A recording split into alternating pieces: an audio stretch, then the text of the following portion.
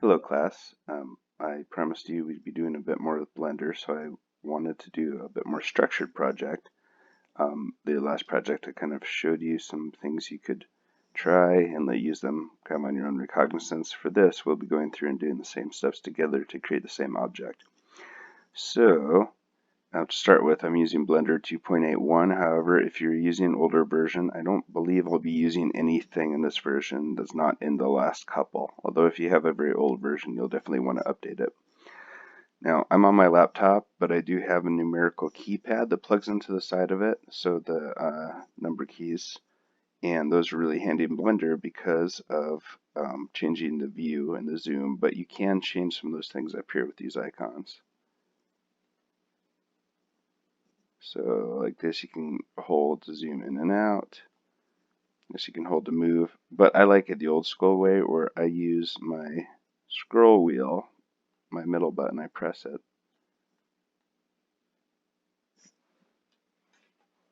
Actually, something weird's going on with my settings here because it's not letting me do that. Now, I just want to edit because I'm on a PC, define preferences. If you're on a Mac though, they would be in the main Blender menu, but one thing I want to change on key map is I always put my spacebar to search, and I select with the left key. There might be some other stuff on here that you want to change.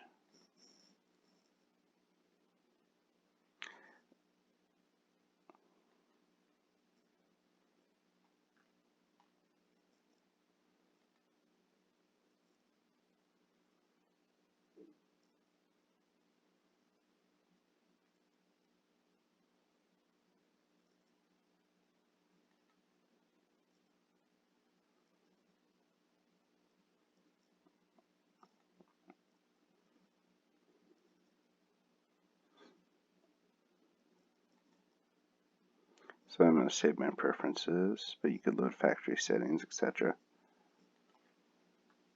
Okay, there. So now, when I press my middle mouse button, I like it this way where I can orbit around an object. And I clicked in a setting in there where if I had an object selected, it would orbit around that when I press. So I'm basically pressing the middle mouse button and then moving the mouse side to side or up and down to rotate. But my numerical keys are set to where 0 is the current camera. Let me readjust my workspace here a little bit. Okay.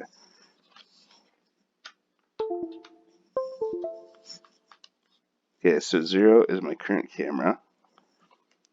And then I can go side to side. If I'm in the perspective view, at least, I can go side to side with 6 and 4, and up and down with 8 and 2, orbiting around the object. I can hit 5 to switch to perspective or orthographic.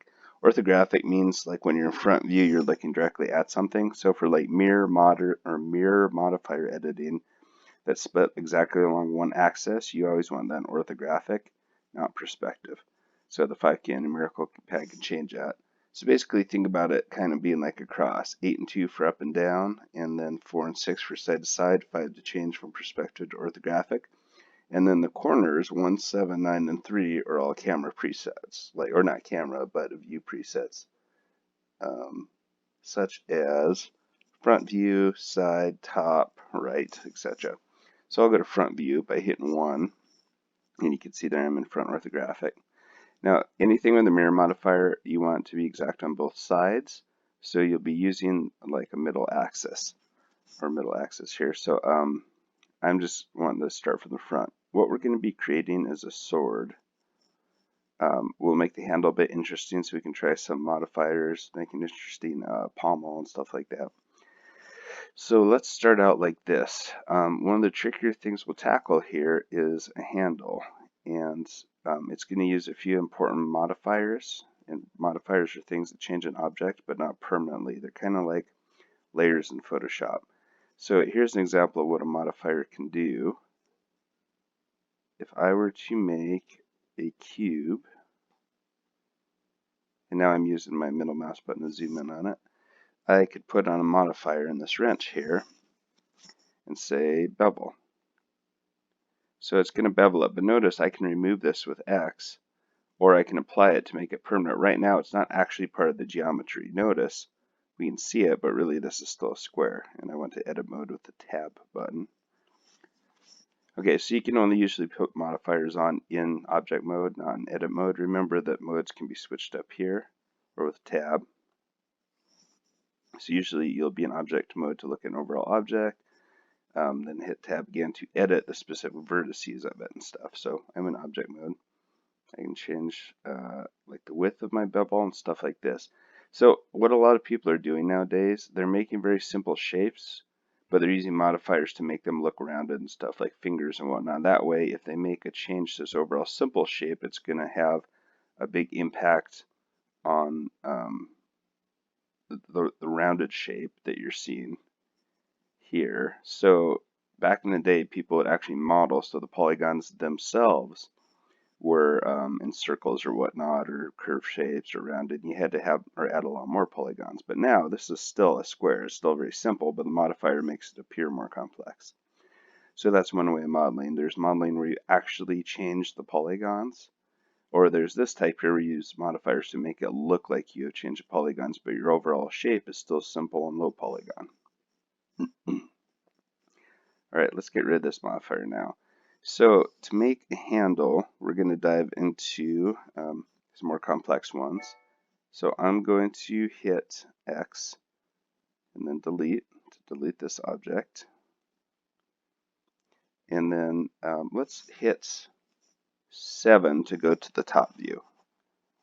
Actually, I take that back. Let's go to, oh no, I'm going to hit 1 on the numeric pad to go to front. I guess I'll start in front. So I want to make a handle that looks like sort of braided or curved, and here's a good way to do that. We're going to be working with points, kind of like you would in Adobe Illustrator. I'm going to add a curve, and we can do a Bezier. Now it starts out laying down flat, so I'm going to hit R, Y, 90. So what I'm doing there is rotate, and then constraining it to the Y axis, which is the one coming towards us and away from us in front view, and then 90 degrees. So I didn't even have to move it with the mouse. I just type R, Y, 90, and then hit enter, and boom, it's perfectly up and down. Now if we hit tab to go into edit mode, or select edit mode there, we can edit the actual points. So I'll click on one. I want to have the top and bottom line up, but these points in the middle here, oh, and actually I should subdivide this. So I'll hold shift and click this so they're both selected. Hit space, and then I'll do subdivide. And in the subdivide box here, we can say how many times do we want to subdivide. I'm going to do 3. Okay, now I have a lot more points. So I'll hit G, Z. I'm just going to grab non Z. I want to make it a little bit larger.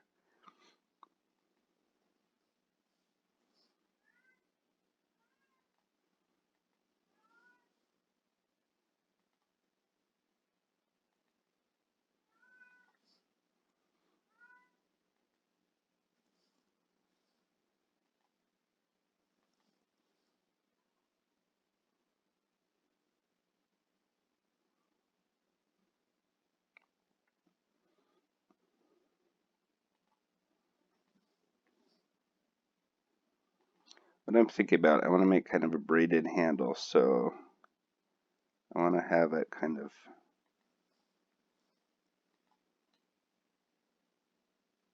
by the way, when I'm flying around like this, once again, I'm pressing my middle mouse button. Now, if you're on a trackpad, you can try and emulate the middle mouse button if it doesn't have one. You saw that command when I was in the preferences for mimicking that, basically.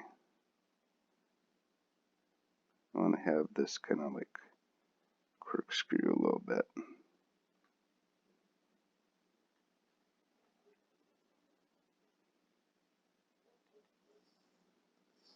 I'm hitting GZ to grab on Z. You can subdivide more if you need more points.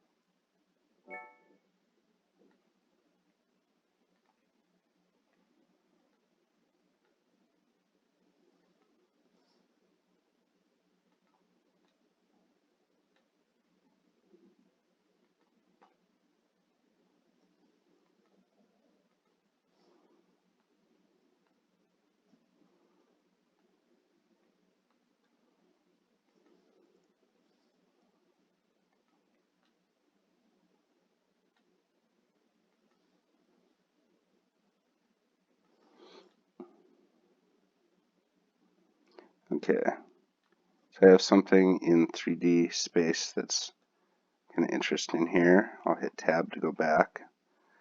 Now, there's this cool feature. If you click on the stuff for the curves here, there's this cool feature where you can take a curve and you can make a shape to just kind of skim it with, and it will wrap that shape in 3D around the curve. So let's go and do, now make sure you're back in object mode, because if you're in edit mode when you add an object, it'll actually be part of this object. We don't want that. We want it to be separate. So I'm back in object mode. I'll go ahead and just add a circle.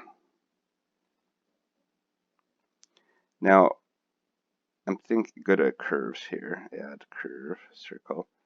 Now, I'm going to hit S to scale that because I want it to be kind of small. It doesn't really matter where it is, because what we're going to do is we're going to select this and we're going to tell it we want its bevel object to be that circle we just made. Now you can use the eyedropper to actually click the circle here, but instead I'm going to just click it and it should be in this menu. And I will hit fill caps to fill in the top. Now, cool part about this, it looks 3D, but it's not actually made of a whole bunch of little polygons. So if I were to still edit this line,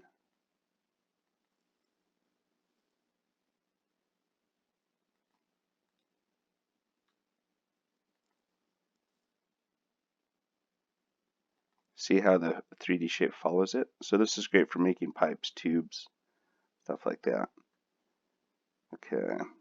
Now, also, at this point, if I scale this, see, I'm going to go back to object mode. Let's grab this. It doesn't really matter where it is. I'll just move over here. If I scale this now, even if I had multiple objects that this was skinned with, it's going to make them follow it. So that's pretty cool. Keeps it very editable. Now, I want to go to the top, so I hit 7, and I'm going to kind of try to arrange this. So think about where the center is. Grab this and move it right over here. Because what we're going to be doing is wrapping this object, multiples of this object, around the center point. So one thing I have to do now is called clear transformation. So what it means is that I have moved this around, this object, and the whole time it's tracking the transformations. See, so there is a y value and stuff that's not 0, and my rotation, all that. What I want to do is neutralize it, so where it is now, all the positions and rotations are zeroed out again. So this is now its natural spot instead of it having being considered as moved and rotated from where it originally was. So I'll hit spacebar, I'll do apply, and then see object transform there. That's the one I want. So I'll just hit enter or click it. Okay, so now this is all zeroed out. So this is its natural position now, and that's what we want. Okay, next I'll create an empty. And empty is literally nothing. It's just a marker in 3D space. It has no geometry or anything. Empties are used a lot as reference points or parents for other objects. So this isn't anything except for a 3D marker in space. You don't ever see it or anything like that. But what we want is we want a point in the middle that we're going to tie this to. And then when we duplicate this object, we're going to rotate it around that center point so it all lines up perfectly around that middle. So for this, I've got my empty. And what I'm going to do is click on this guy here, go to my modifiers again with the wrench, and I'll do what we call an array modifier.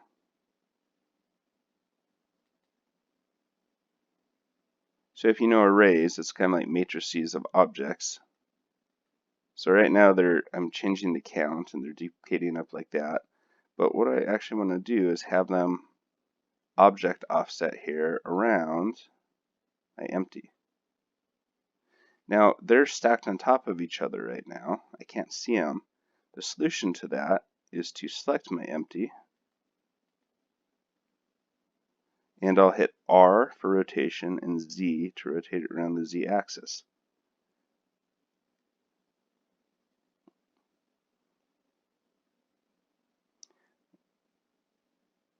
I'm going to go to about there, and I want to change my object count a little bit.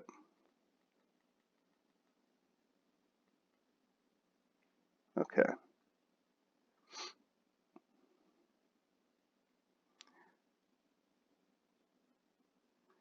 Now if I click on this and go into edit mode, if I were to make changes to this object, we'll see it reflected on all of these. So I'm grabbing individual points here.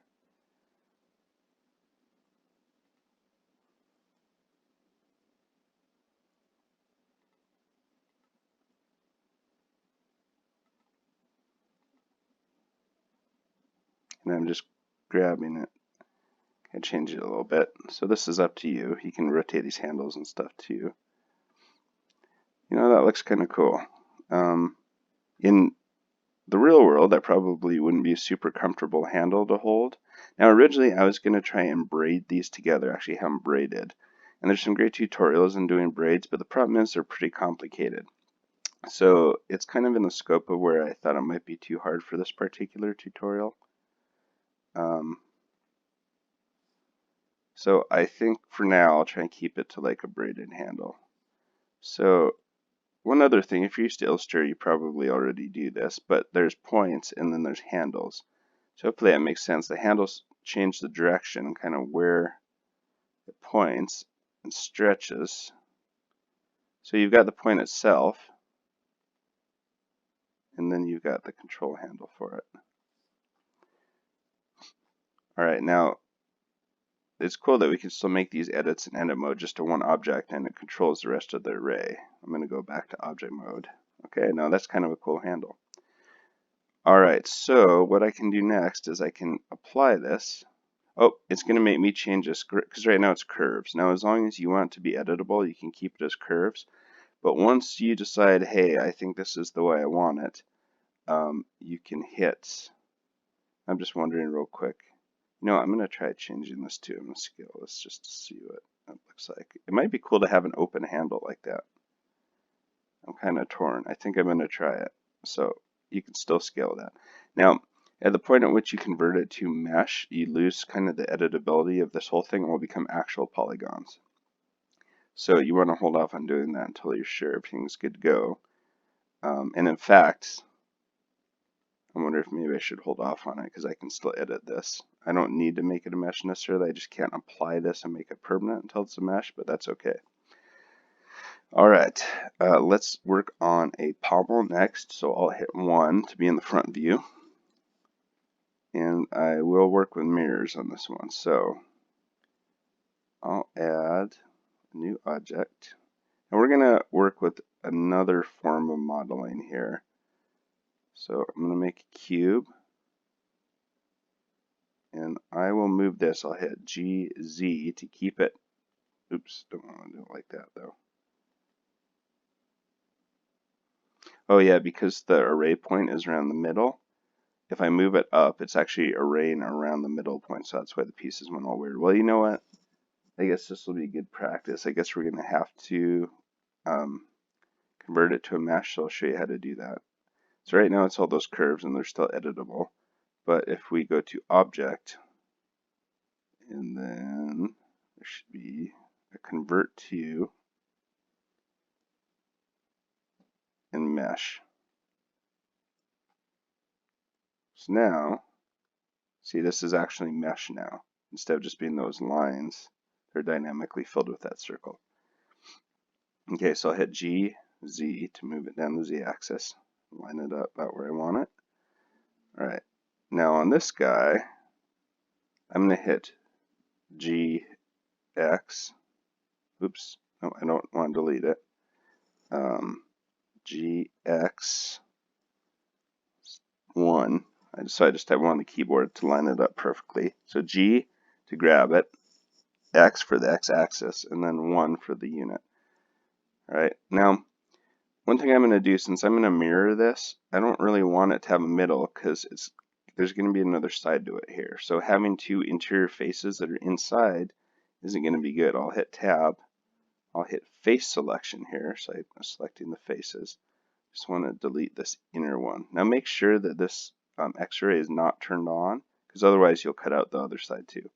I'll hit X for erase, or X, and then faces. So I've got this. Now what this will allow me to do is, Oops, I want to go back to object mode. Okay, in object mode, I'll put on a mirror modifier here. So it's on modifier, mirror.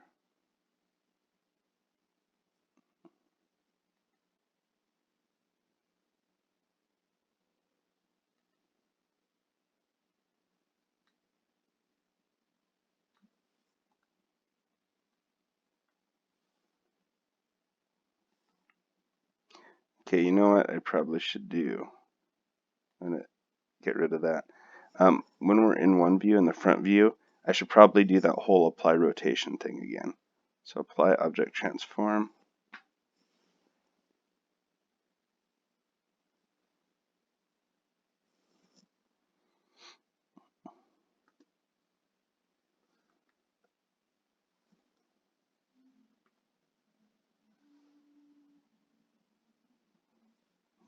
I might have to get out of edit mode here. Okay, let's try it from object mode.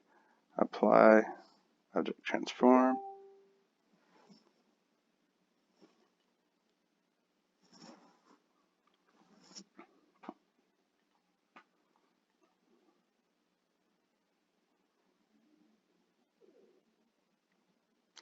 All right, now we'll do mirror. Okay, see how after I applied the object's transform, now mirror just worked perfectly? Now, that's why I cut out an interior face, because this is going to be joined, and we don't want to have a face inside it, because that can mess things up. So we're going to start making changes to this side, and they'll be reflected on this side, because we're mirroring across X, which is exactly what I want. If I hit tab, we'll go back to edit. We're going to start by subdividing this a little bit, so I'll hit space, and then, oops, I did not mean to do that. I'll hit space and then start typing in sub.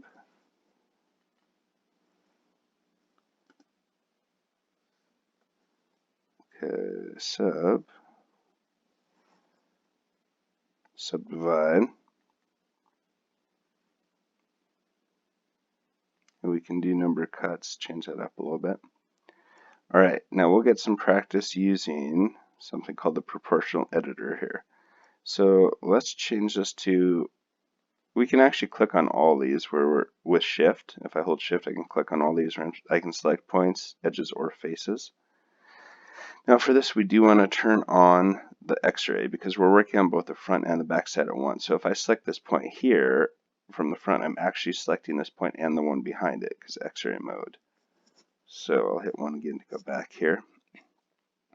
Now what proportional editing does is it gives you a fall off. So I won't see it. I'll click this on and there's different types. I won't see it until I actually hit G or R or something to change. So if I hit G, notice that circle of influence. I'm going to roll my middle mouse wheel up and it'll affect more or less. Now here's an issue though. Notice it did not get that back point and it should. I'm going to try hitting B for border select. Okay, see that got both the point in the back and the front. So now if I hit G, it's going to influence stuff around it. Again, I'm going to hit B for border select. Oh, no, let's switch back to points. I'm going to just points because I'm selecting stuff I want to here. I'll hit Alt A to deselect everything. Hit B for border. Try and make sure I'm getting in the front and the back. Oh, you know what? This didn't subdivide both the front and the back, unfortunately. Let's see. It might almost be easier to undo a bit at this point, so I'll just hit Control Z. If you're on Mac, Command Z. Okay, I'm going to go back to the point at which right before I subdivided it. Okay, so I'm going to select this whole object in object mode, and then I want to subdivide it. You know, actually, this is a good chance. I'll hit 1. This is a good chance to try another modifier. So you know what? Let's go ahead and hit this so that's minimized, that little arrow. Let's instead try, I have a lot that would work for this. Subdivision surface is going to keep it square but make it appear rounded. Now when I go to edit mode though, I'm still working with the original polygons. So I'm going to hit W once instead of making a whole bunch of polygons.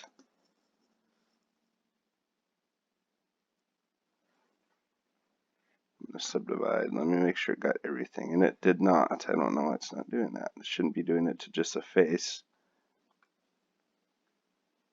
Okay, actually I'll try it here in object mode again.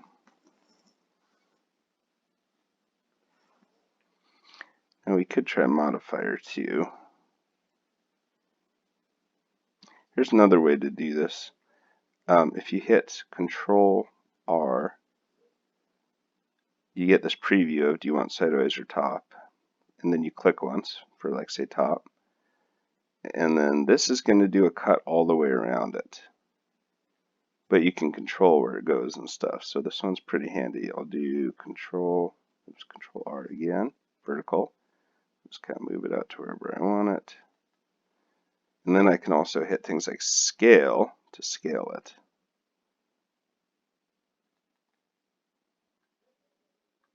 Now I'm going to switch to face select and select this face on the edge. I'm going to grab it,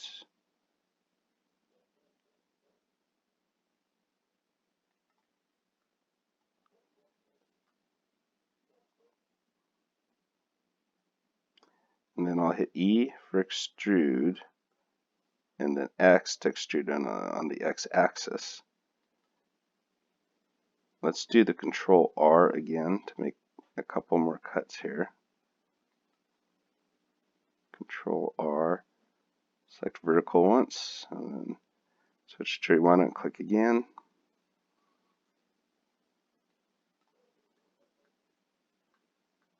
Okay, now I'll select this face here, so switch back to face select mode. Click this face, and I'm going to grab it, but proportionally, because I want to move this other stuff with it, and rotate it proportionally.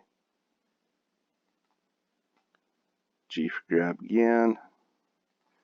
Now one thing, okay, so I made a little bit of a mistake, and that is that I should have been in the front axes in orthographic, not perspective. See how I accidentally moved this forward? But we don't need perfection.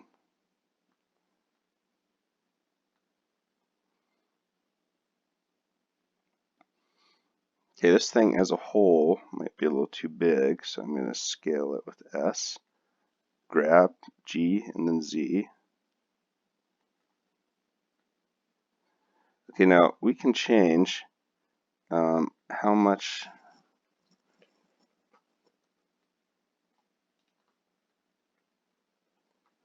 Okay, what I'm doing right now, the way I like to move around, you can click on this hand, hold it, and do that, but I'd like to just hold Shift and hold down my middle mouse button and move. That's just because I am used to that from the older versions of Blender, but it is up to you. You can definitely use these things to zoom in and out. Okay, let's tell it for both rendering and for the viewport what kind of quality we want, how many times that should be broken down. And we can change this to smooth, keep corners, or sharp.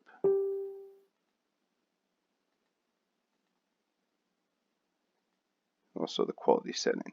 Now up here I can also go to Object, Shade, Smooth. That's going to help too.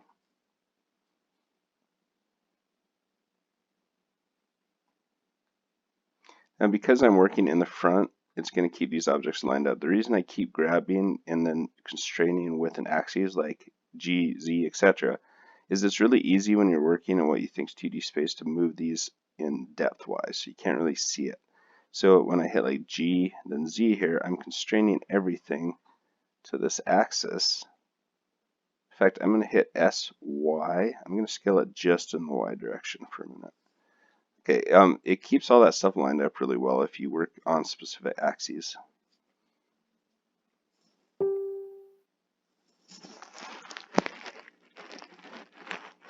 Alright, we could put like a wolf's head or something cool like that on the pommel if we wanted to. I'll hit 1, make sure I'm in object mode. Let's add, I'm thinking about like wolf head or something. Or we could do like circles or something on here. I'm just going to make a shape. So I'll do add curve Bezier. Now I'm going to hit tab to go into edit mode for this. Now on my numeric keypad, there's a slash above the numbers on the numeric keys, the 10 key part. If you hit that, it's going to focus in just on the one object you're working on. So that's all you see. So I'm going to hit that so that other stuff's out of the way. Let's think about like a dragon face. So I'll grab, oh, notice I still have my proportional editing on, which I don't necessarily want for this.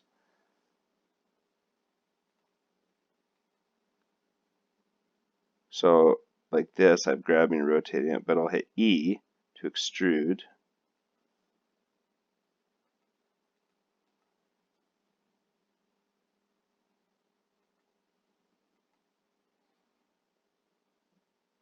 Oops, I did a rotate there, I didn't mean to. E to extrude.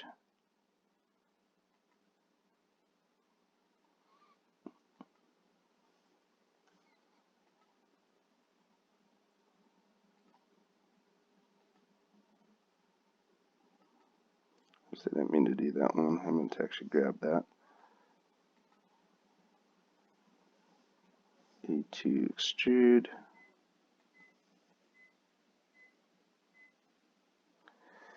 Now, you don't want to be really rotating in 3D space, and I gotta see, I'm probably messing up my thing here. Yeah, I want to keep it flat, so actually, let's do this. I'm going to use Shift to let me click on multiple points here, and I'm going to try clearing the rotation. We'll see if that works. So I'll hit space and then do clear. Let's try clear tilt.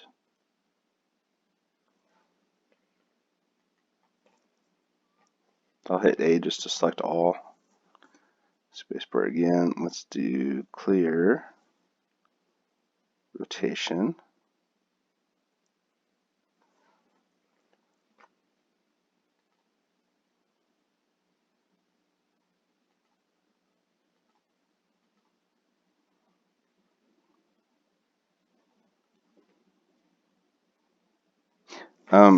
Sometimes something that works too, if you have a bunch of points you need to line up, is,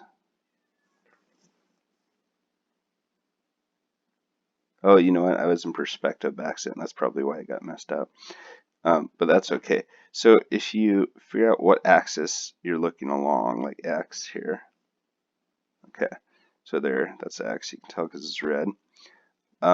If you hit scale or S, X, 0, actually I should do X, Y, 0, I'm going to undo that. S, Y, 0. That's scale all the points. See how they line up perfectly on x-axis now? So that's an old trick we used to use to get a bunch of vertices to line up along an axis or flatten out. One example is the old mirror modifier. You used to have to cut an object in half and you'd start doing all this modeling, sculpting to it. Well, in the middle, the two parts wouldn't meet well. You'd want them to be lined up perfectly flat right on the axis where they're mirrored. So that was a good trick for that. You select all points and hit scale, then the axis they should be flat upon, and then 0, and then enter. Okay. Now there is a way to convert the type of points you're working with too. You can subdivide points here.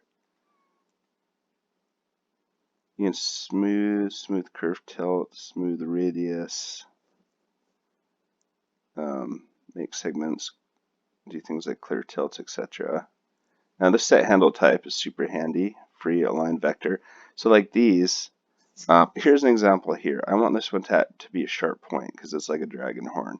So if I click this, I can do, or sorry, control points. I select handle type and do free aligned, now I can actually grab this independent of that other handle point.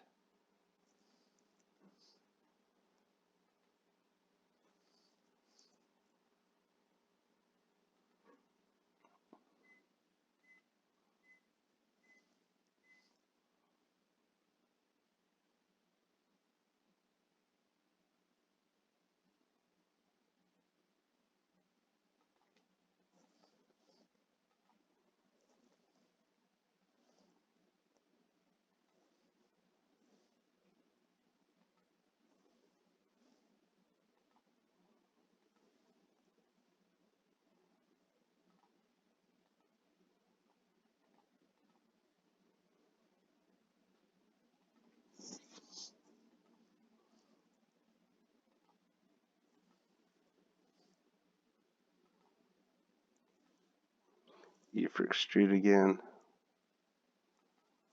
E for extrude.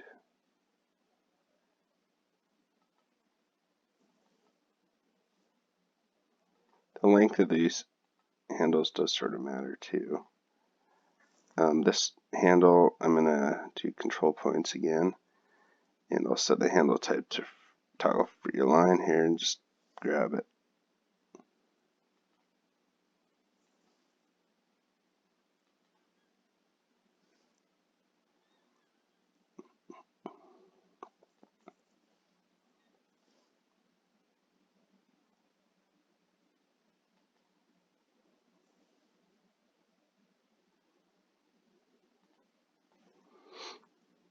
There's probably a shortcut key for this too, so I don't have to go, well, it looks like V maybe, so you could probably just hit V, I'm guessing.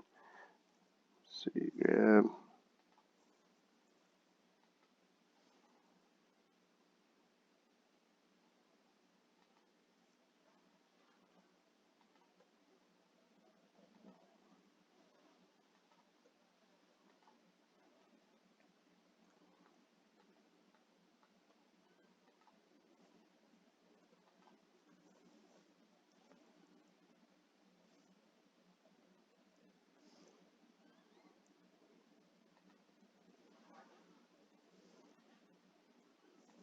so I hit J to try and join those, but there's some weirdness here. I just want to make sure my curve is alright. I think that'll be okay. So I basically selected my last point and my first point and hit C to join them, but I had to do some work there to get it to line up properly. And actually this one, I'm also going to, yeah, just hit V, that's easier. I'm just going to change that type there, so I guess a point. Okay, so this is our dragon. And if we go to, let's see, let's hit tab to go back to this mode. Now we need to convert this to mesh. So let's do object. Now notice I'm in object mode. This is selected as a whole object. And I will go to, actually before I do that, let me see what options I have in curves, because I added some stuff in here.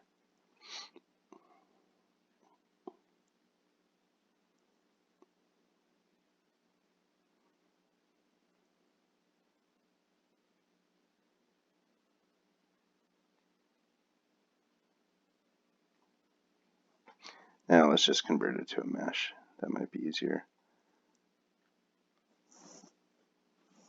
I know there's some stuff in active spline that's supposed to be cool too. I just haven't really used it. Okay, we'll make sure we're in object mode. It's selected. We'll go to object.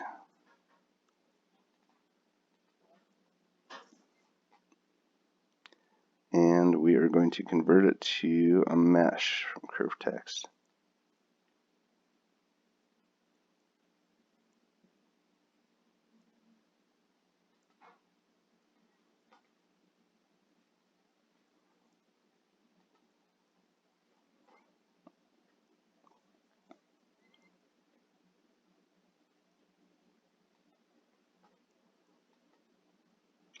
Okay, now if we're lucky, it's going to let us fill that all in as faces maybe.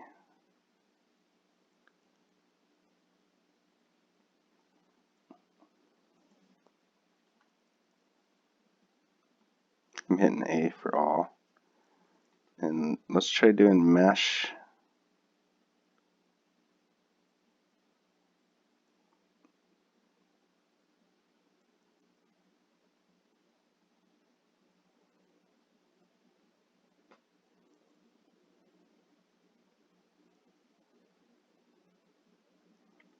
See if it's going to give us a good way to make a face here.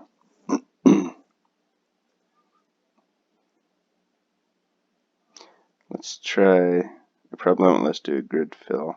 Let's try just doing fill. Okay, now we have some kind of gnarly triangle polygons here. So let's go back to face. Let's try beautify faces.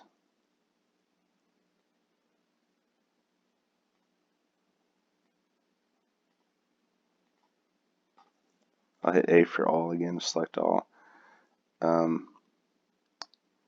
Let's do vertex.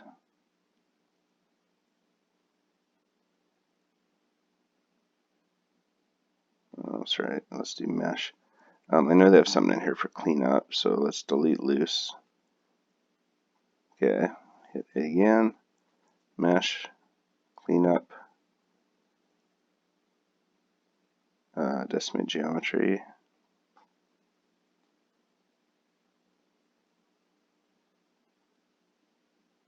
I think that would probably simplify it enough without losing too much of our shape. So that's cool. I'll hit A again. Mesh. Oops.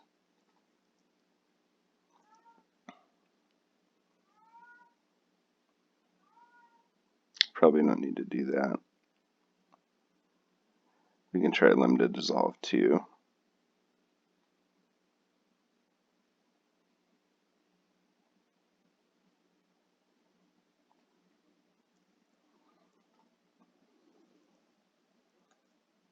You know, I'm a little bit nervous about that though, because it's, well, here, let's try this. Let's try doing a subdivide. See if we can get cleaner cuts. If not, that's okay. Okay, I'm kind of nervous about all my geometry going away, so I'm going to undo a couple times because, okay, it's probably better to have some triangles and stuff there. Now, ideally, they should be quadrangles, not triangles, but, you know, for what we're doing with this, I'm not going to worry too much. Okay, let's go ahead and put on a modifier here in the wrenches, and let's do a bevel. Oh, first we need to extrude this. So let's hit, we're going to switch back to object mode. And remember, our other stuff is still hidden with the slash key on the numerical pad, so don't worry that it's gone or something. But I'm going to use my middle mouse button to go here, and I'll hit E, Y. See if it'll let me extrude that on Y. Okay, E, Y. I'm going to have to be in edit mode. I'll hit A for all, and then E, and then Y. Okay, there we go. So I'm just like grab when we hit GZ to grab just on Z. I want to extrude it only on Y. All right, awesome. Now we'll go back to, with tab key, we'll go back to object mode. Let's try and bevel this guy, see if we can make it look more interesting.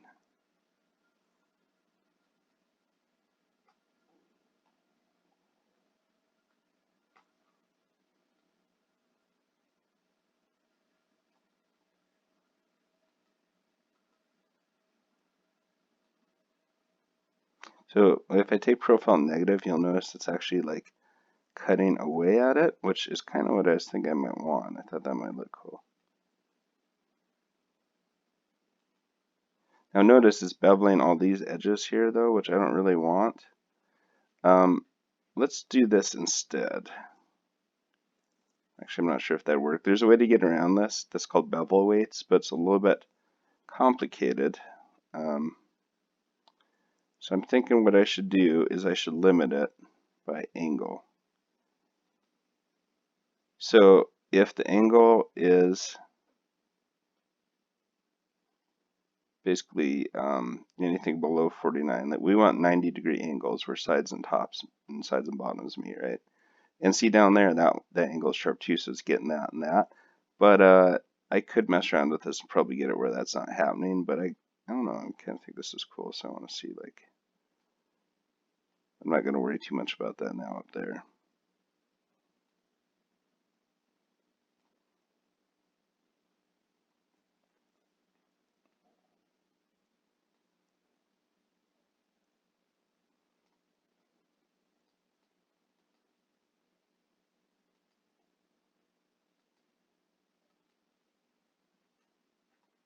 Okay, apparently I should not turn that on.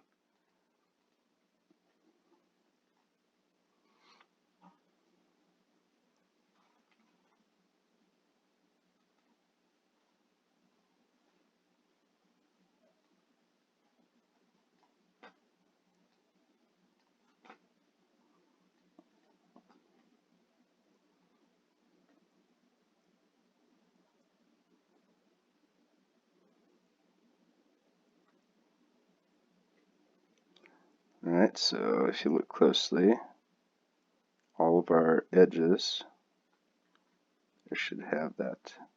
Oh, yep. Alright, that's pretty cool. Okay.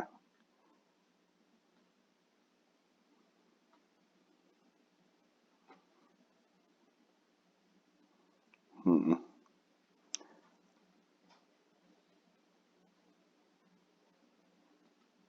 If you don't do clamp, it just gets huge.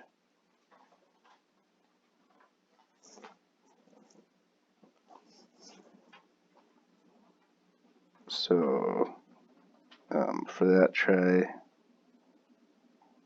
see if we can take it down. Yeah, I actually like having, the problem is on these small shapes. Oops.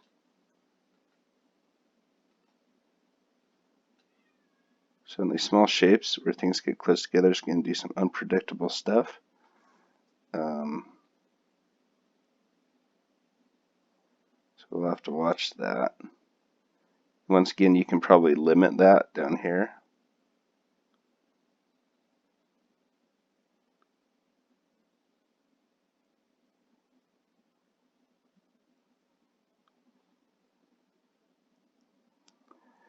I haven't really been able to get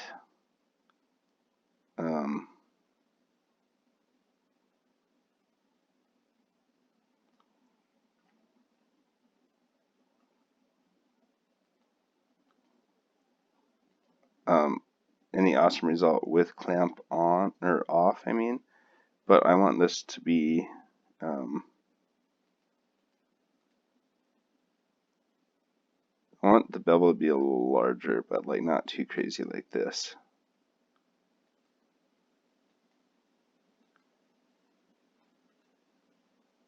Oh, that's kind of interesting. Not really what I'm shooting for, but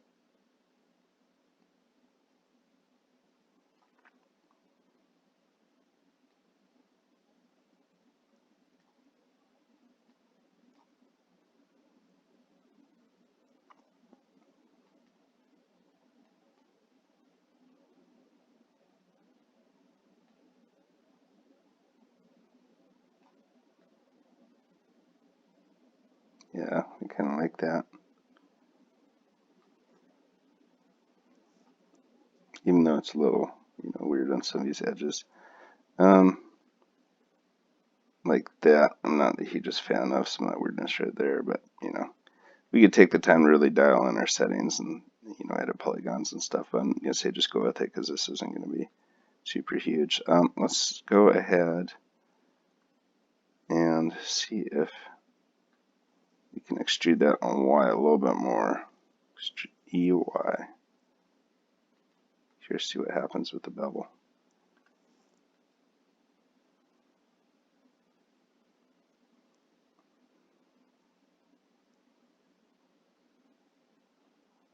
Okay, now let's hit the slasher and numeric pad again to bring back our other objects.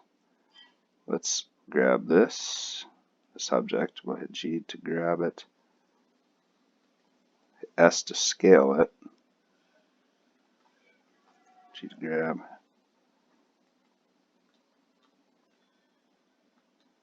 I have a feeling.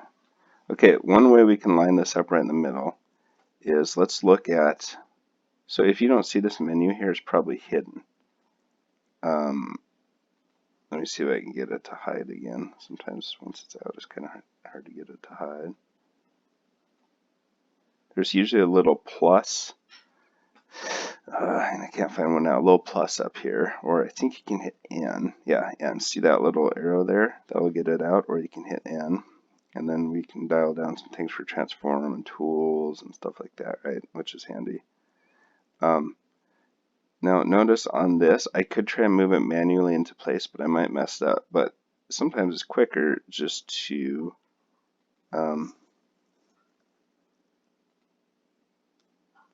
type in numbers. Okay, so let's undo that because I want it moved over there. Now if I hit 7, let's see.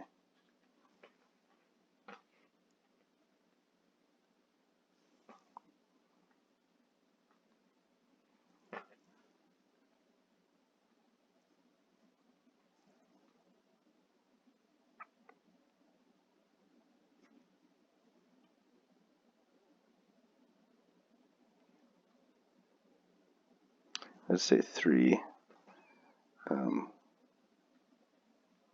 Right hand side here. You can try and make sure that this needs to be lined up a little bit better. I'm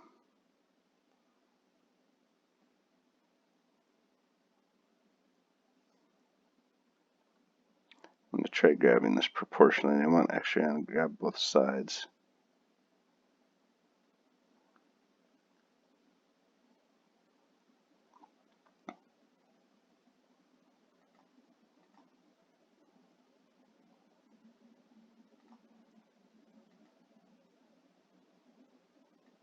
So using that proportional grab kind of helps.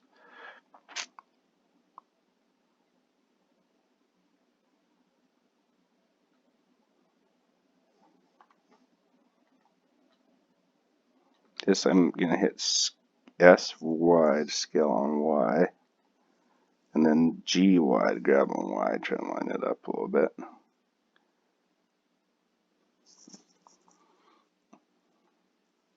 Maybe GZ if we want to line it up a little bit more towards the top.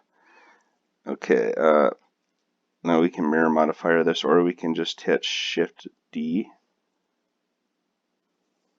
to make a duplicate, grab it on X. I think I want to have it on. I hit 1 to flip back to my one view. And then I can hit R, Z, 180 to flip it, 180, and then G, X again to move it into place. Or you could do a mirror modifier, either one.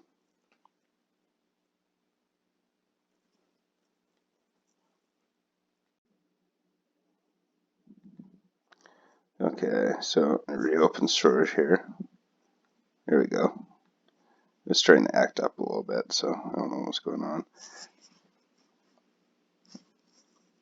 I'll hit 3 for right orthographic. Let's grab this guy and grab it G on Y axis. Make sure it's lined up, right? Okay. Looking good so far.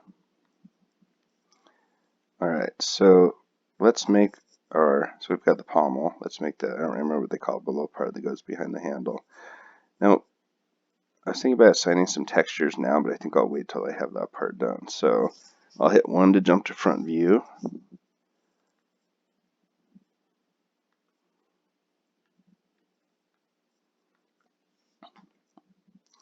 Okay. Now I think for this we can try a little bit of sculpting. So let's do this. I'm going to right click. Oops, no. Okay, well, forget about, I was going to put my cursor there. But now that I've changed my buttons around, I can't remember. It used to be I could right click there, but, or left click there, but it's going to be different now. Let's see. Let's see if I can just grab that cursor.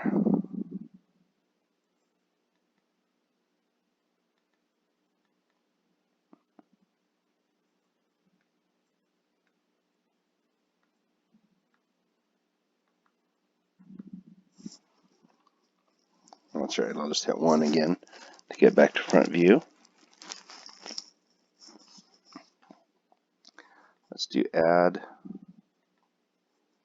mesh UV sphere and hit G, Z to drag it down, S to scale, GZ to line it up on Z axis again. Okay, now I'll hit tab to go to edit mode. And what I'm going to do here is hit B for border select. And I'm going to try and get everything up to right before the middle line. Oops, let's hit Alt A first to get rid of all the selections. Now I'll hit B for border again, and I'll try and get everything up to that center line.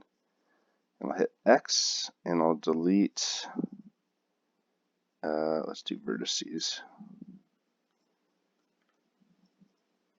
Okay, I'll instead try faces. Okay, now we're pretty close. That'll allow us to like mirror this object pretty easily. Now I'll hit, let's see, spacebar, and then let's do our apply object transform. So that zeroes out all the stuff on that. That'll help us mirror it. Okay, let's do. Now we could do mirror modifier, but in sculpting, I think there's a way to turn it on there too. So let's hit object mode and change this to sculpt mode. Now in properties, I believe I can turn on mirroring here too.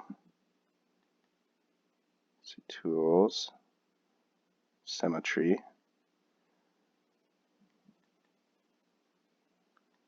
And I need it to mirror across the y-axis.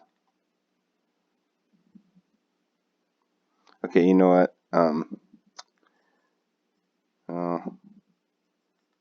going to try and turn on mirror here because I forgot I should have left the circle hole there if I was going to do it that way. I forgot they had that option there. Let's see how this works. Okay, it's happening on both sides. So now one thing we do want to turn on is this thing called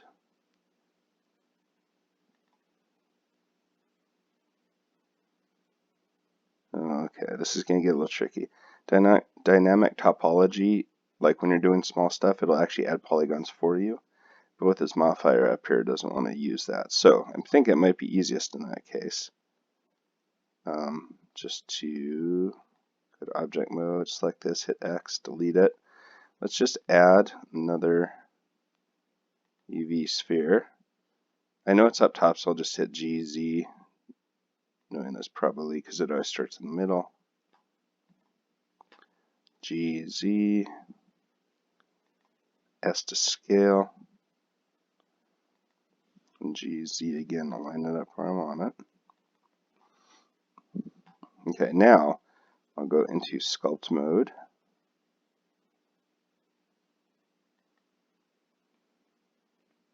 And I'll turn on dynamic topology.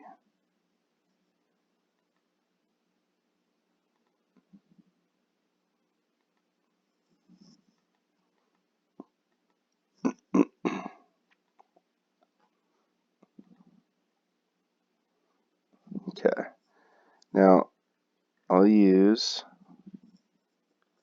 the square brackets. I can either go up here to change brush size, or I can use the square brackets by the enter key to change the size of this up here in the strength. And then let's try a few things. So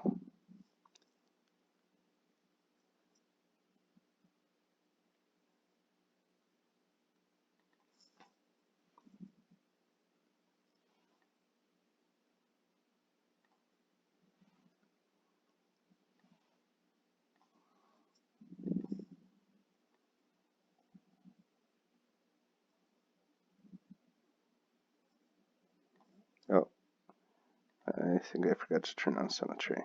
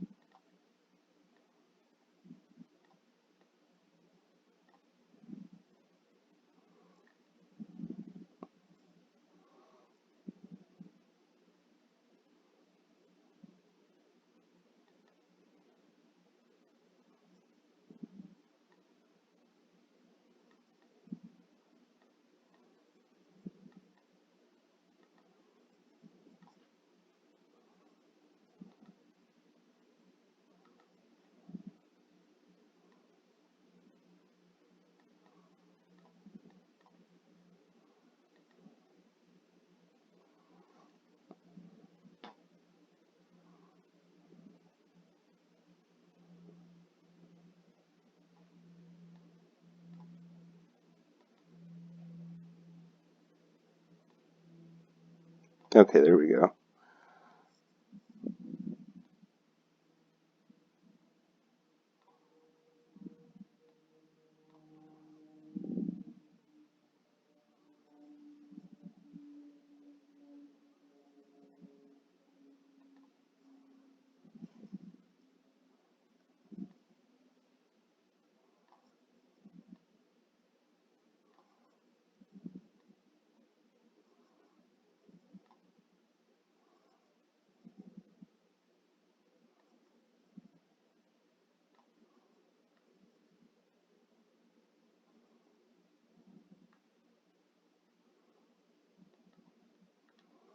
Right now I only want it kind of changing on the y-axis, not really the x.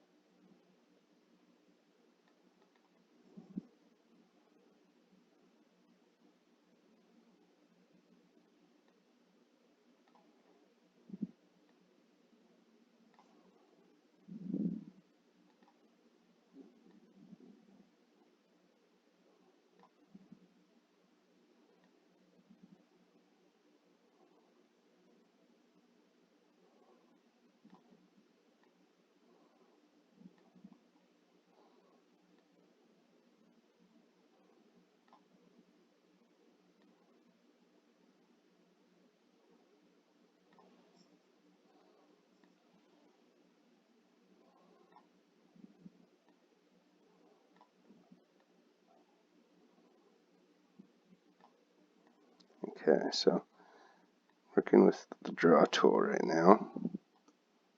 Oops.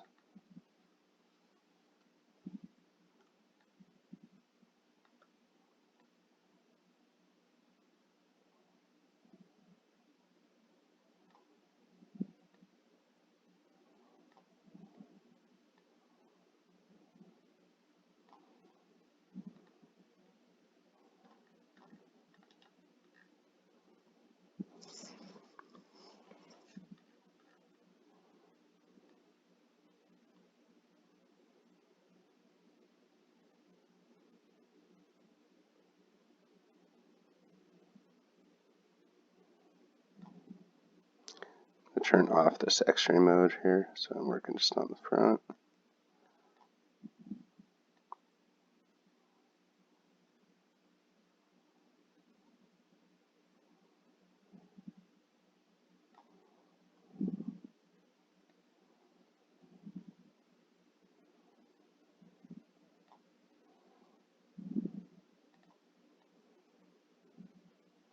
Hopefully dynamic topology should be taking care of making this look softer and less triangle-y in certain areas.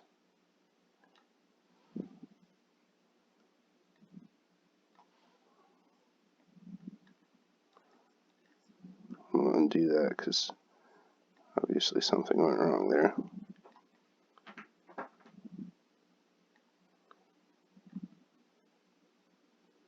If you hold Alt, you can usually take away stuff too.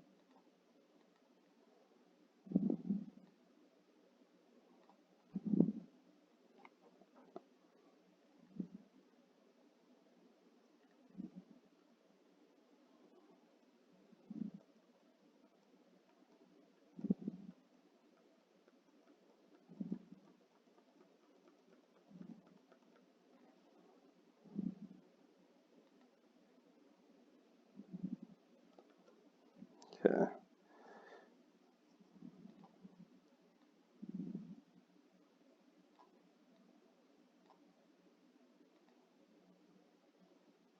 I'm just experimenting a little bit here.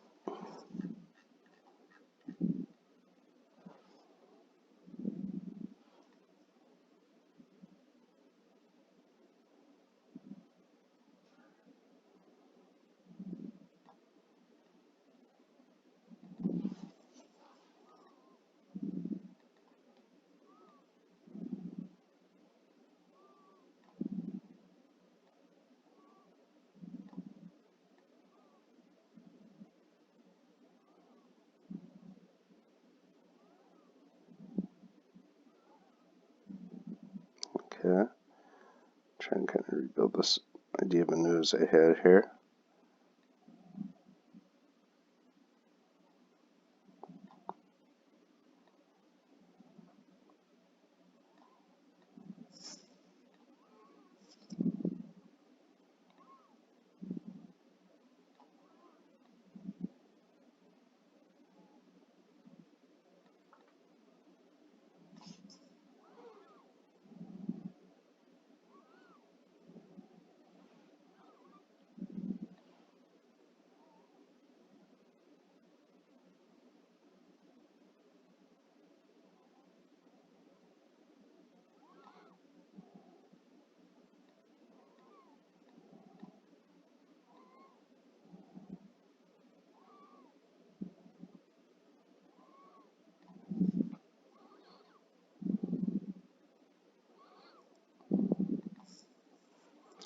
Trying a little crease now.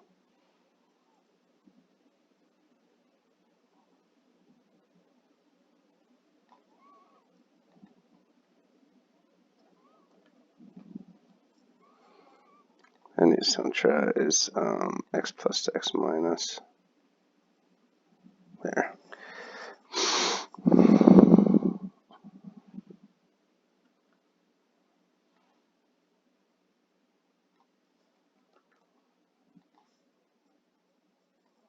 I'm going back to my draw one.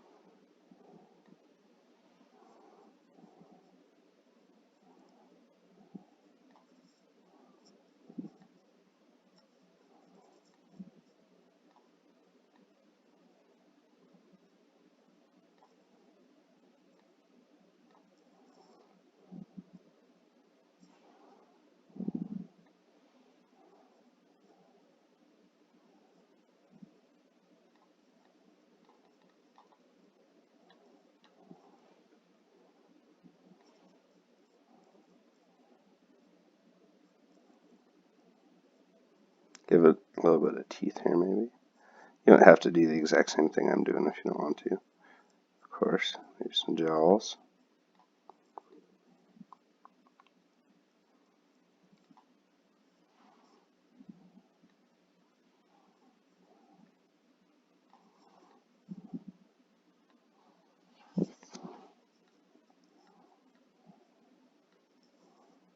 And here I think I'm just going to do a some sort of design.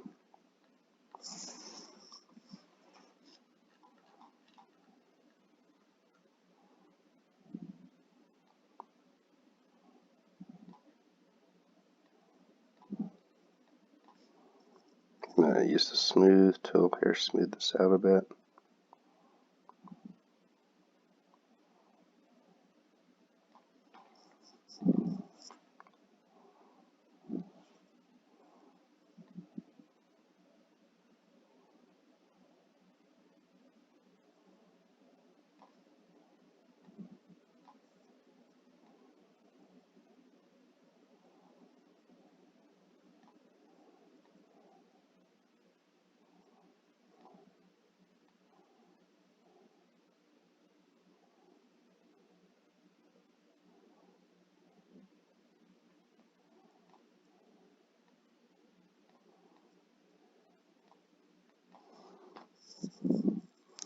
Okay, we'll try a snake pull, snake hook.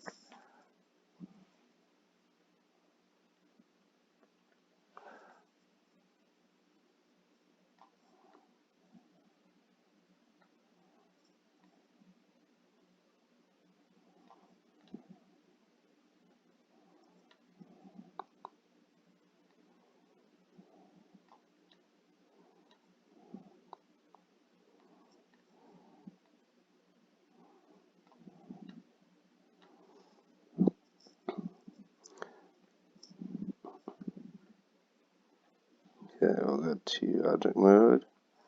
Let's go ahead and in that snake hook, we'll put some sort of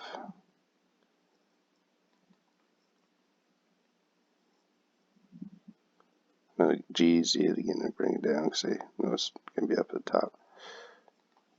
S to scale. So I want to make it look kind of like it's a jewel.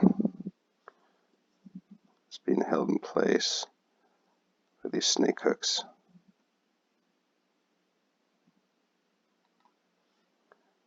Grab Y.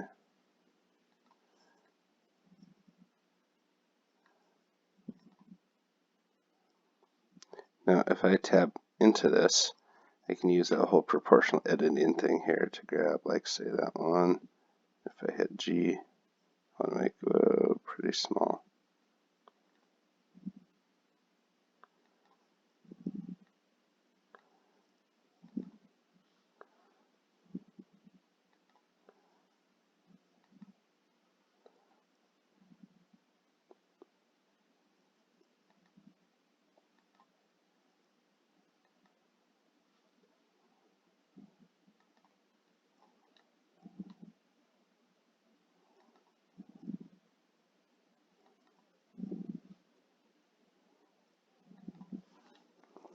Okay, it's probably good. Okay, hit tab to go back to object mode. Let's set this to smooth. So the circle to object, shade smooth. The sky, object, shade smooth, etc. I'm going to command or control S or command S if you're on Mac to save real quick. So we got a pretty dang good start here. Let's go ahead and assign some materials. So I'm going to make this guy, this wolf's head, golden. So I'll hit the little material red button down here.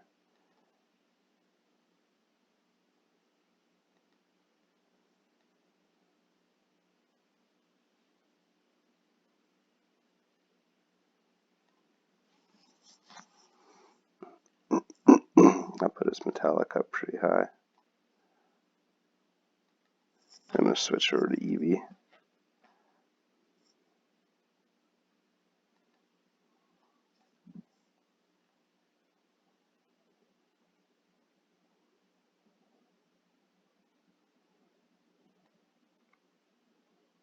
I'll turn its roughness down a bit. This handle, I'll do the same thing. New material, new base color. I'll have this become like silver.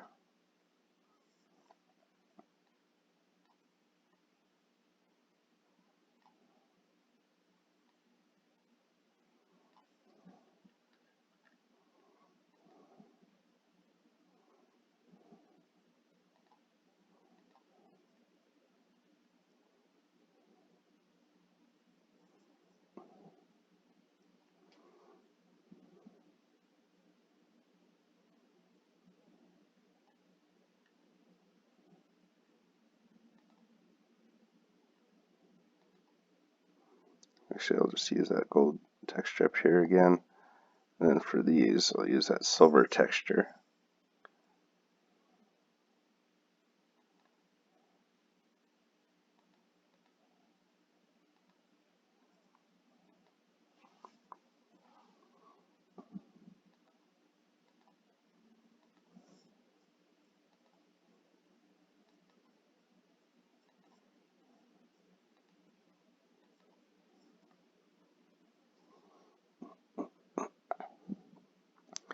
And for this jewel, do new material. And let's do, we could use nodes and stuff to create a glass one out of this, but for now we can just say glass and give it a color like say green or red, maybe like an emerald or something. Okay, I'll control S this. And let's add a few lights to see how it looks. So I'll just do add mesh. Let's do like a cube. I'm going to hit S, X to scale on X to make it just kind of flat. And then I'm going to scale the whole thing pretty big. And then I'll hit G to grab and just kind of move it off to the side. I'll hit R to Z to rotate a little bit. And then I'll hit Shift D to duplicate it and move that over here. Now on both these, I'll hold this one, or have this one selected, hold Shift and select this so they're both selected. I'm going to give them one of those emissions materials for light. So I'll go to Material, plus, New, change the surface to Emission. And then you can change the color and strength. And see, I'll just assign that same material here to this one. Because trying to do it to both of them at the same time didn't work. So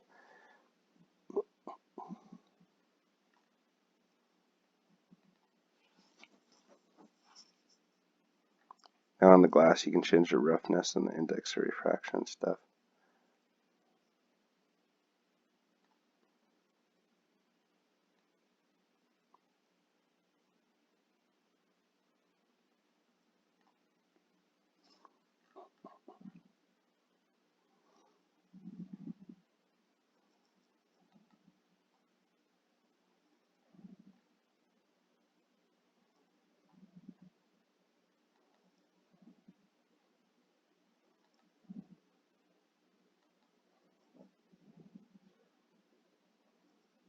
Okay, so that's viewport shading.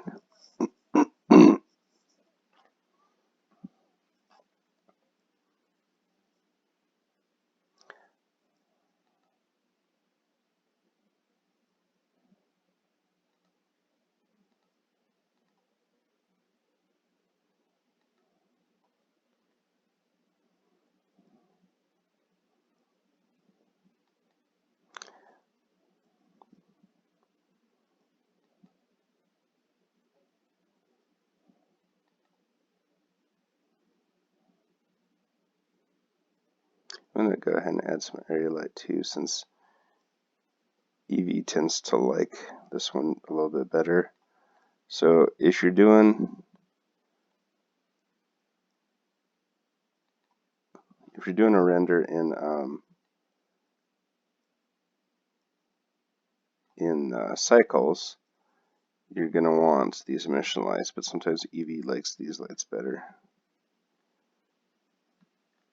I'm going to Shift D to duplicate that too, then rotate and Z to have it face over this way.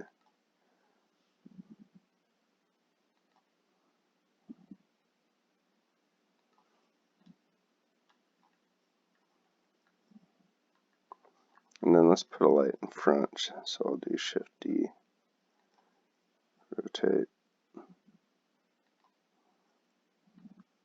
Let's actually drag this little point over to be on our thing.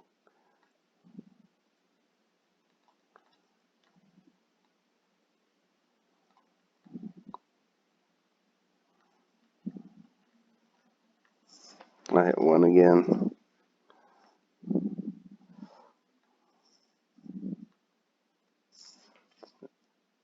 0.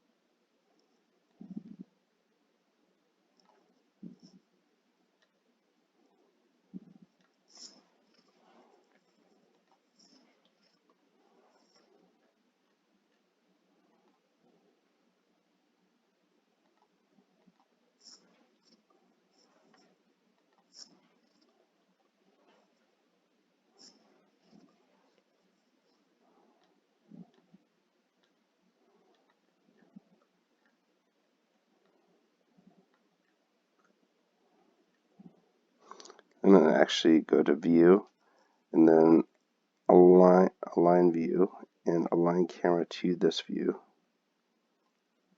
So now when I hit 0 look through camera, I'm seeing this.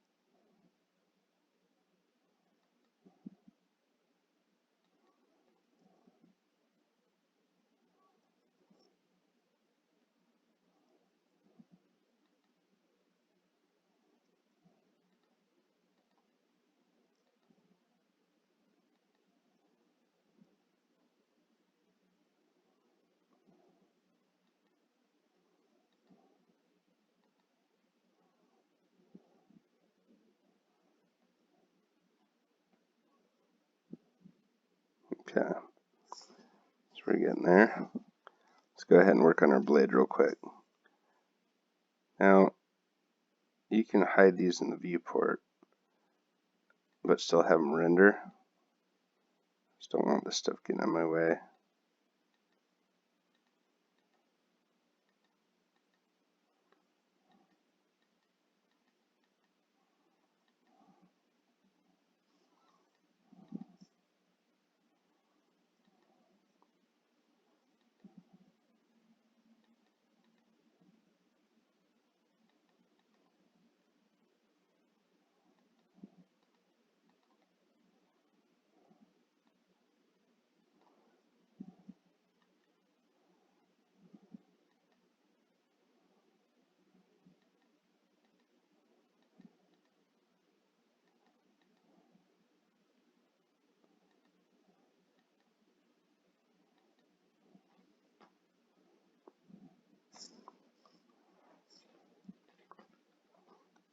Okay, so there's several ways to do this. We could do all sorts of blades.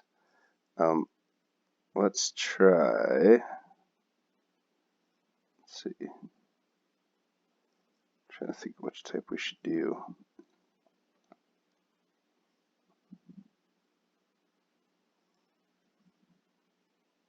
Alright, let's try it mirrored in two different ways. So I'm going to add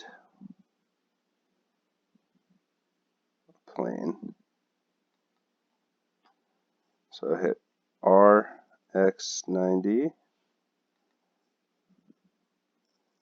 I'll hit GZ because I want to keep it perfectly lined up. I'll hit SX to stretch it there. Alright. Now let's hit W. Well, first let's try this. Control R. Oops, we have to go to tab here, then Control R. Make sure that's vertical, right in the middle.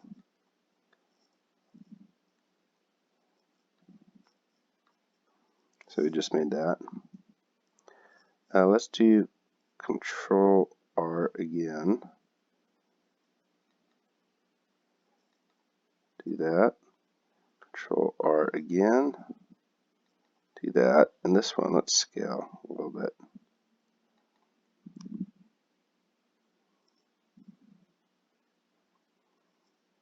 Okay, let's select edge here. Grab this edge and hit E for extrude and Z. Same thing. E for extrude and Z. Let's hit S to scale just a little bit. E, Z.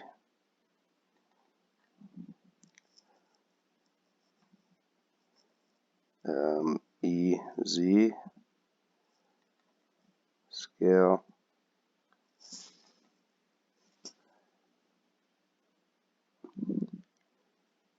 E, Z. Scale. And then let's grab this point right here and hit G, Z to scale. We can hit Control. I'm going to move up there a little closer. We can hit Control R to do like a loop slide here. Let's Control Z that or undo that. Instead, I'm going to hit K, which is knife. Click there. Try and keep it kind of straight there. And there. Then hit Enter. And then we'll make sure we're on point select. We'll select this point, hold shift in this point, and then we'll hit scale. Okay, so now this is a perfectly flat plane. What we want to do is keep the edges sharp, but we want to have the middle come out a ways, so I'll have to figure out a way to do that here.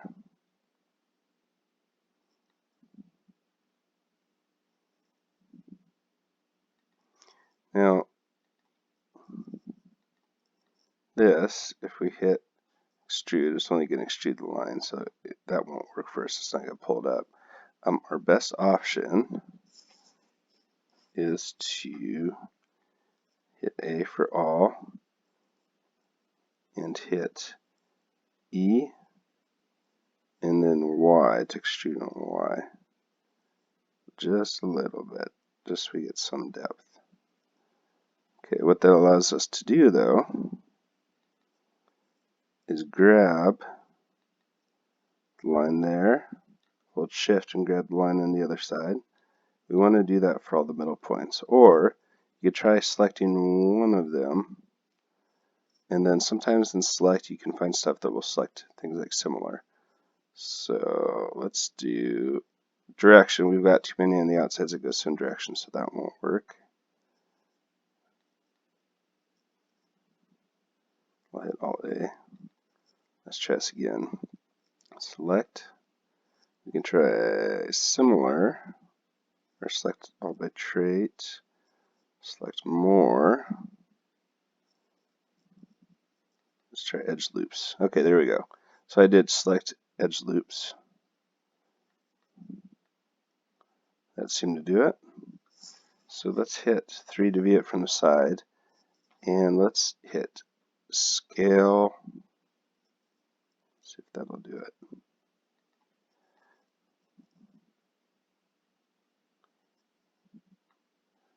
Scale again.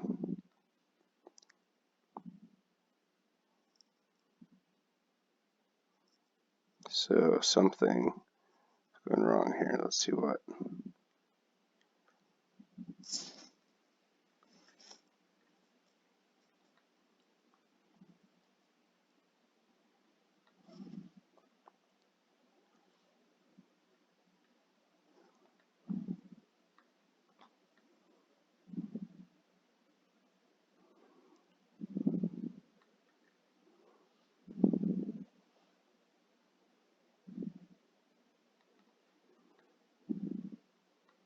Hit scale Y that time. Let's see if that worked better. S than Y.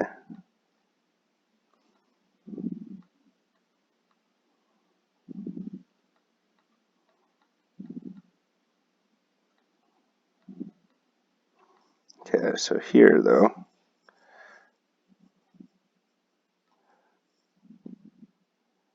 let's select these 2 points and do scale Y. Oops. So Alt A to deselect everything. I'll hold that, hold Shift and hit that. Do scale Y.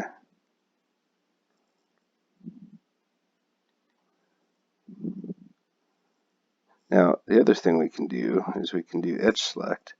We can now select these edges that should be sharp and hold Shift. Or we could try select similar. Let's try that one there. Let's do select.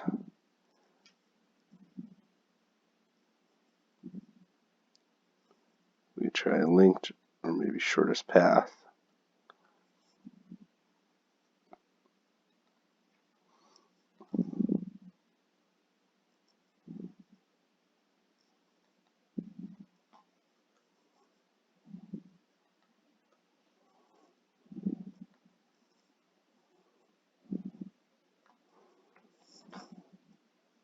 I'm holding Shift to continue selecting these edges.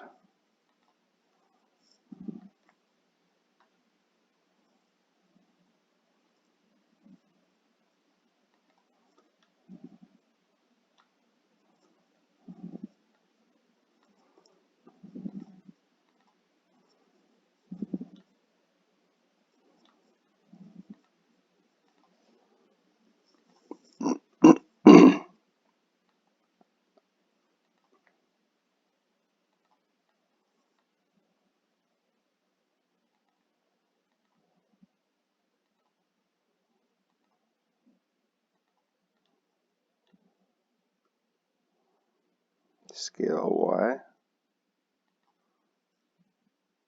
Scale Y.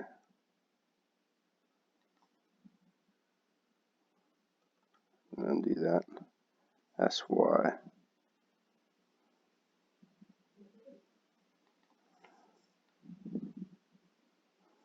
Okay, if we're not getting any weird distortions or anything, then hopefully we have done it correctly.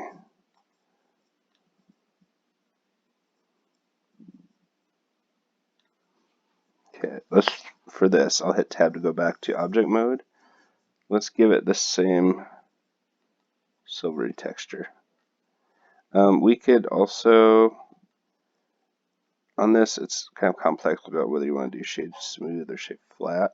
See, because it might look like that. We want it to be sort of flat, but like these faces, we don't necessarily want to look quite that angular. It's kind of up to you. Let's see.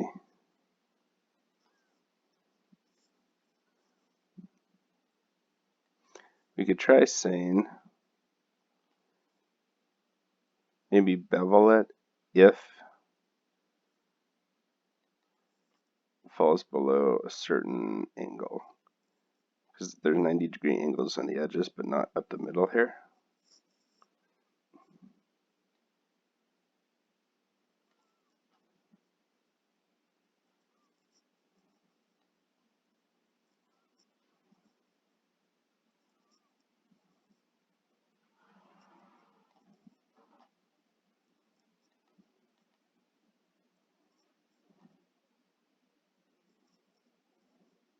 See how it's beveling, and that looks kind of cool.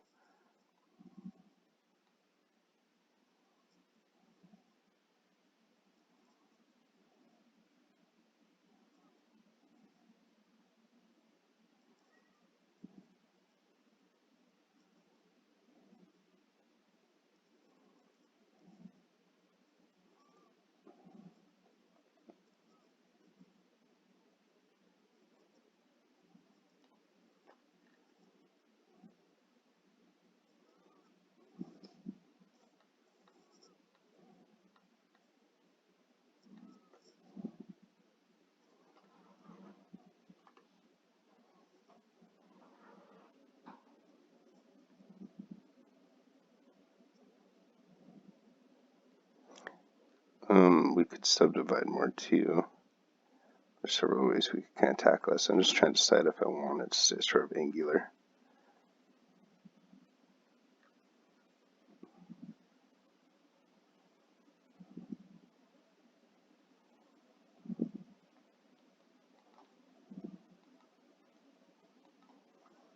If you do Control B, that'll give you a bevel that's not the modifier too. So let's see.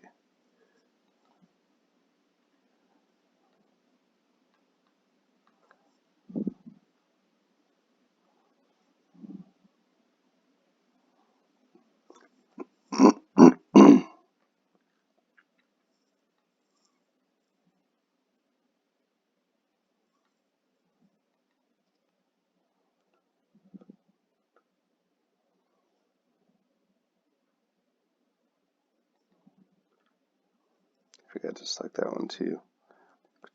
Control B.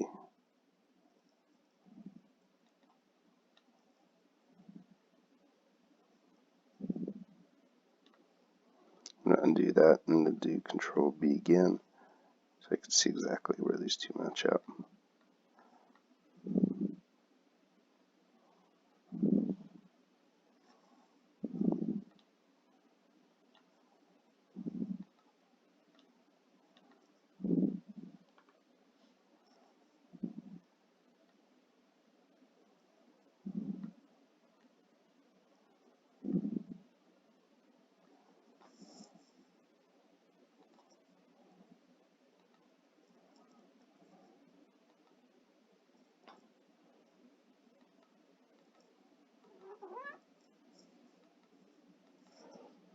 You could try subdivision surface 2.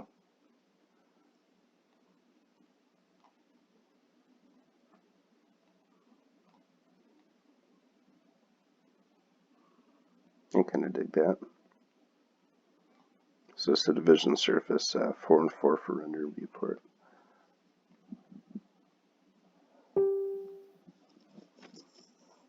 Control S.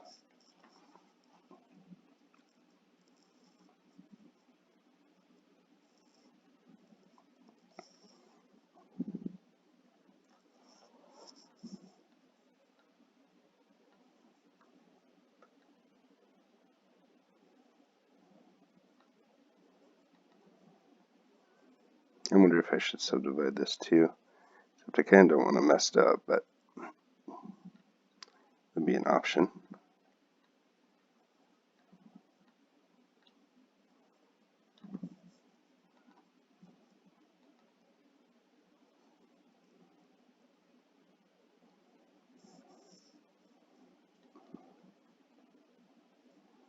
Okay, let's go to our render settings here. Check out some of the stuff. I have viewport denoise on. I'm going to turn on ambient occlusion and bloom, because blooms can give it that light effect.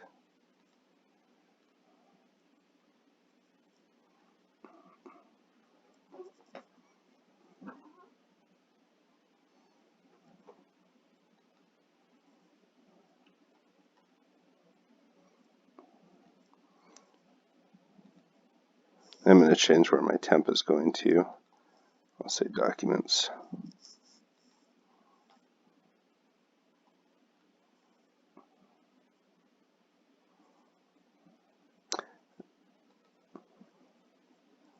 You know, for background scene, I might want to put something into, or wonder if I could do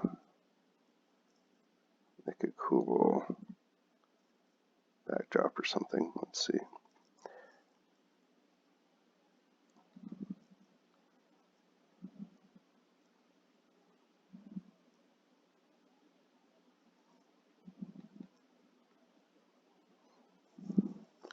I'm going to do RX90, scale quite a bit.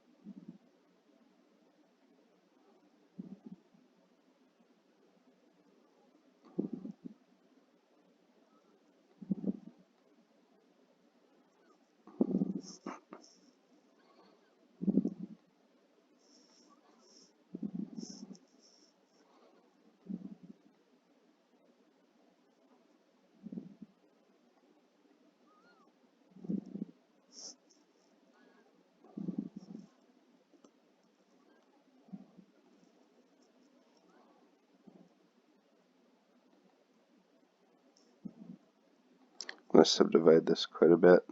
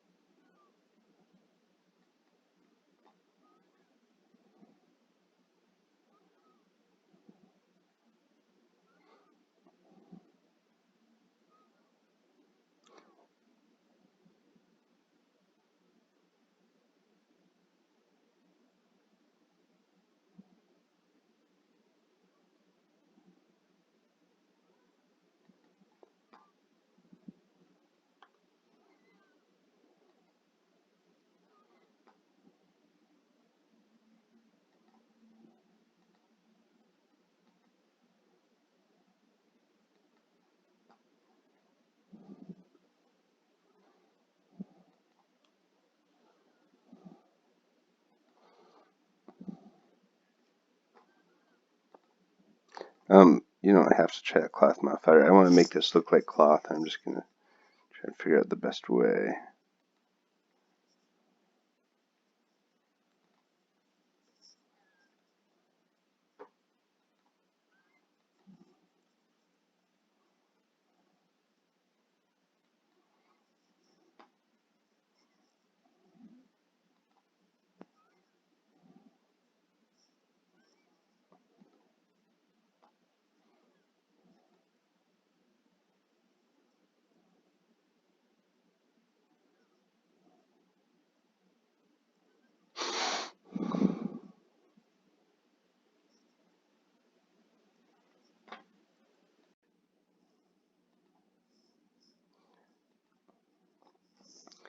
Okay.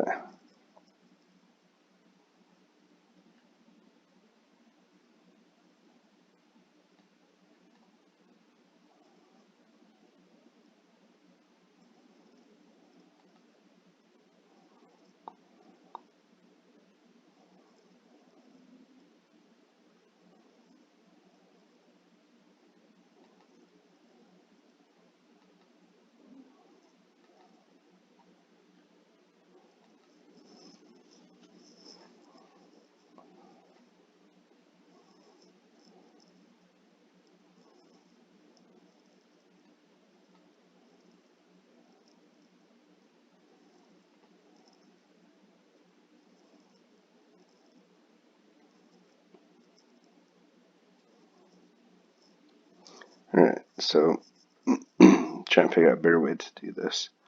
Make something look like cloth and think about trying actual simulation. So here,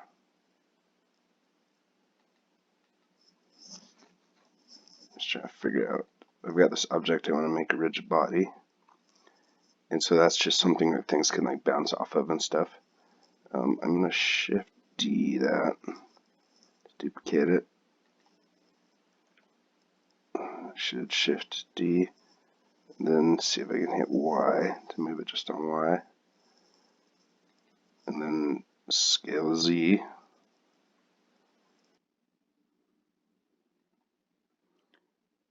Okay, folks, so just need to save this again. For some reason, whenever I start my recording software, I have to save and reopen Blender because it stops working. Let me just do that real quick. Or the mouse kind of stops working, I should say.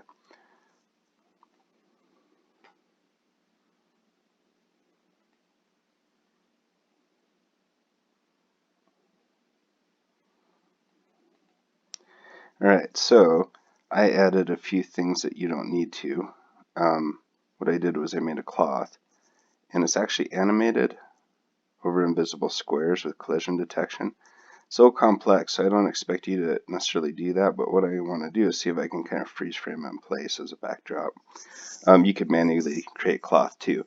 Now, one reason I found that my sword wasn't looking super great before in preview is because with this new EV system, when you have a bunch of lights, these ones on the side are emission, plus I have a few normal lights, you can build this thing called an irradiance volume. So basically that is just the square. You go up to add, let's see, add light probe, irradiance volume, and you just size the square to be slightly bigger than your scene. And then you have to go into render here, this little camera, and you have to do indirect lighting, and then you hit bake indirect lighting. And it's going to do some calculations to figure out how that lighting would look, which is going to vastly improve your scene. So I'm going to see if I can have I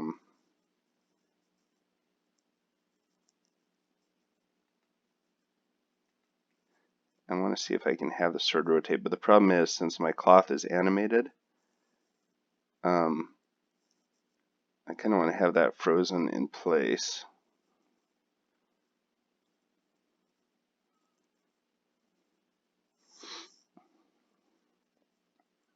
You know, I was playing with the metallic value of this because it almost, I don't know, it just sort of looks like it's one dull color because of the amount of reflectivity, but I think that's not having objects around it really.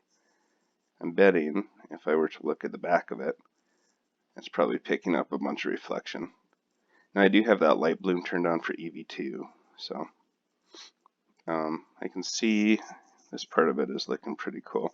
Now this glass, the ones you do in nodes that you set up yourself is much better than the pre-made one, but it's a lot more complex, so I chose not to tackle it at this point.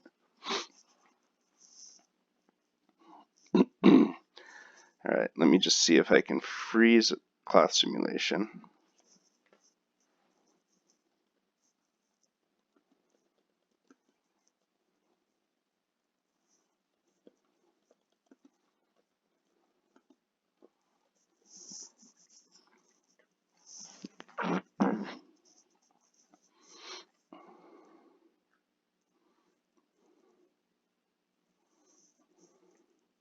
Okay, so apparently if I apply the cloth shader,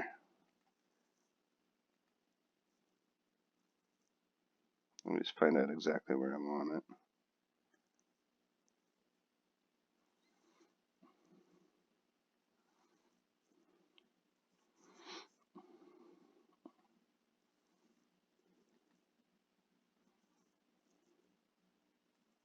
Okay, that did it. Alright, so now I'm gonna, I've gone to the animation tab up here, so I'm seeing the animation screen. Another thing I did was I parented all this to each other, which means that I selected various parts of it by using Shift. So like I clicked this, and I held Shift and clicked this and added all those parts so they're all selected.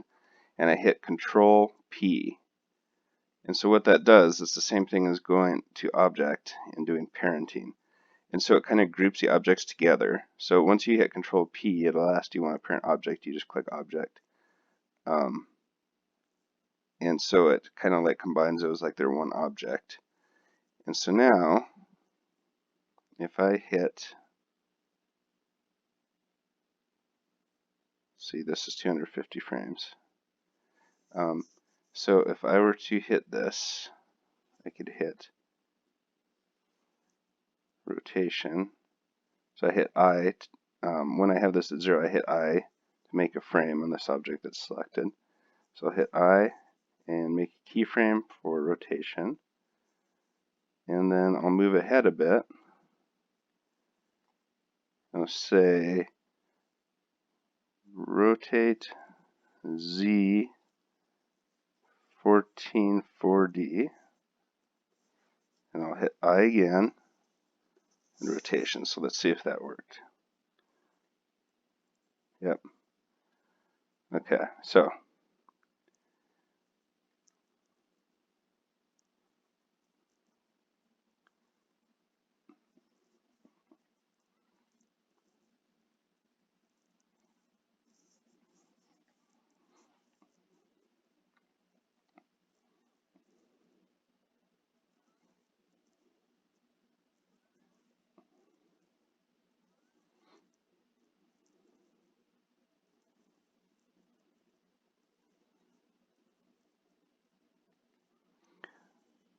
alright, so at this point you could do like a render of one particular scene. You could even animate the camera to move around it or zoom in and out, all sorts of stuff. So it's a good starting point here for some of that stuff. So if you just get the basic modeling techniques as far as making the sword down the materials, that's a good starting point. I wouldn't worry about the cloth right now unless you feel like pursuing some tutorials on your own, or I can make one if there's enough demand for it. Like if all of you wanted to see how to do that, let me know and I can make a video tutorial. Alright, well, I hope you give this a try, and please let me know via email or Zoom or whatever you'd like, any questions you might have about how to do anything. I tried to kind of narrate what I was doing the whole time as far as keys and stuff, but just keep me posted, let me know how it's going.